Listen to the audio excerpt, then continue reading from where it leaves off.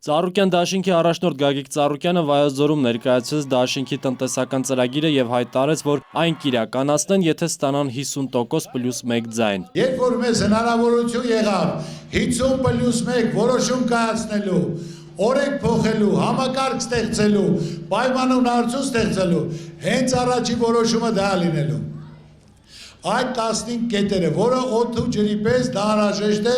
մեր հանրությանը, մեր հասարակությանը, մեր ժողովրդին։ Ծառուկյան դաշինքի առաջնորդ Գագիկ Ծառուկյանը ընտրողներին խորհուրդ տվեց անպայման գնալ ընտրության եւ ընտրել այն ուժին, որին վստահում են։ Գնում եք ընտրության, ընտրում եք այն համակարգին, այն կառույցին, ում դուք հավատում եք, ում հետ հույս եք կապում, ում գիտեք արարքնել, գործնել,